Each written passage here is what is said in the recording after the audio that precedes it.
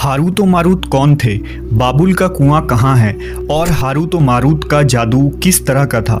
ये वो पुरअसरार सवालात हैं जिनके जवाब तो बहुत हैं और लिखने वालों ने भी बहुत कुछ लिखा है, लेकिन उन किस्से कहानियों में हकीकत को तलाश करना गहरे समुंदर से मोतियां निकालने के बराबर है। हारूत व मारूत के मुताल्लिक बुनियादी तौर पर दो तरह की रवायतें मिलती हैं, एक वो जो कुरान व हदीस और ताबईन के अक़वाल में मौजूद है और दूसरी वो जो तौरेत व इंजील और इसराइली रिवायतों में आती है, जबकि उन इसराइली रिवायतों को बेशतर उलमा और मुवर्रिखीन ने तायद की है। इस वीडियो में हम उन दोनों तरह की रिवायतों और वाक़यात को मुकम्मल पेश करेंगे।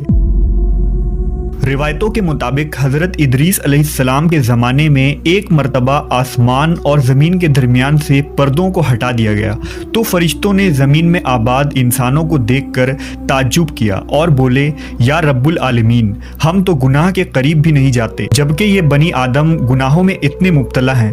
अगर हम उनकी जगह होते तो कभी तेरी नाफरमानी ना करते।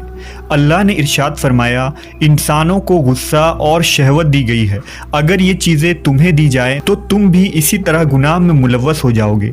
लेकिन फरिश्तों ने कहा, हम ऐसा हरगिज़ न करेंगे। लिहाजा अल्लाह के हुक्म से फरिश्तों ने अपनी जमात में से दो बेहतरीन और इताअत गुजार फरिश्तों को चुन लिया, जिनका नाम हारूत और मारूत था। अल्लाह ने उन दो फरिश्तों में इंसानी फितरत और शहवत डालकर दुनिया में भेजा। वो शहर बाबुल में दो खूबसूरत इंसान बनकर आए और काजी के काम पर मुकर्रर हो गए, जहाँ वो लोगों के दरमियान फैसले किया करते थे। एक दिन उनके पास एक औरत अपना मुकदमा लेकर आई और कहा कि उसका शौहर उसे बहुत परेशान करता है। हारूत व मारूत ने जब उस औरत को देखा तो वो उसकी खूबसूरती और हुस्न से मरऊब हो गए और उस पर आशिक हो गए। उन्होंने उस औरत से जिना की ख्वाहिश की तो औरत ने उनसे कहा, तुम्हारी ये ख्वाहिश मैं तभी पूरी करूंगी जब तुम बुत की पूजा करो, शराब पियो या मेरे खाविंद को कत्ल कर दो। हारूत व मारूत ने शराब नोशी को छोटा गुनाह समझकर पी लिया और नशे की मस्ती में दो और कबीरा गुनाह कर बैठे। उस औरत ने उनसे आसमान पर चढ़ने का अमल भी सीख लिया, जिसके जरिया वो आसमान पर जाते थे। जब औरत इस अमल के जरिया आसमान पर गई तो अल्लाह के हुक्म से उसे सितारे की शक्ल में मस्ख कर दिया गया। चूंकि उस औरत का नाम ज़ोहरा था, इसलिए वो सैयारा ज़ोहरा कहलाया, जिसे आज वीनस कहते हैं। इस गुनाह की वजह से हारूत व मारूत खुद वो इसमें आज़म भूल गए जिसे पढ़कर वो आसमान पर जाते थे, और बतौर सज़ा उन्हें बाबुल के एक कुएं में उल्टा लटका दिया गया, जहां वो ता क़यामत यूं ही कैद रहेंगे। ये एक इसराइली रवायत है जिसे इमाम इब्न कसीर और फ़खरुद्दीन राज़ी जैसे मुफस्सरीन अफसाना और मन घड़त कहानी करार देकर सख्ती से रद्द कर देते हैं। वहीं इमाम सयूती जैसे उलमा इस रिवायत को मुस्तनद मानते हैं।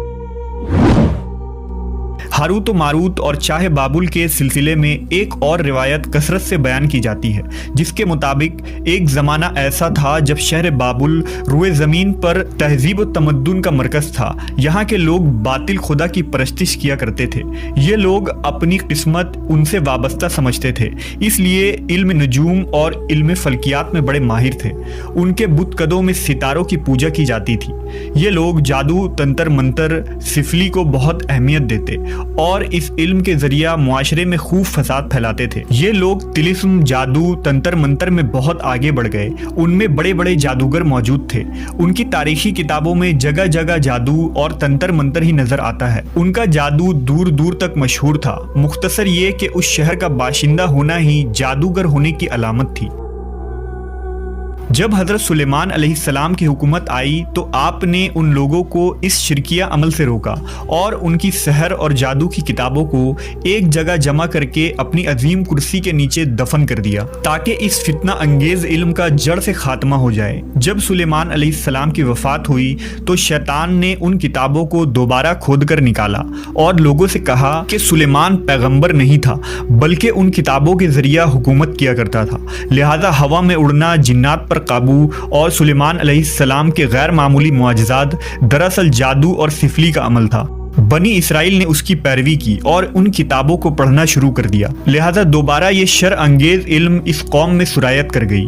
اللہ نے سلیمان علیہ السلام پر لگائے گئے الزام اور تہمت کی نفی کرتے ہوئے سورہ بقرہ میں فرمایا ہے، اور انہوں نے اس چیز کی پیروی کی جو شیطان سلیمان کی بادشاہت کے وقت پڑھتے تھے، اور سلیمان نے کفر نہیں کیا تھا لیکن شیطانوں نے ہی کفر کیا۔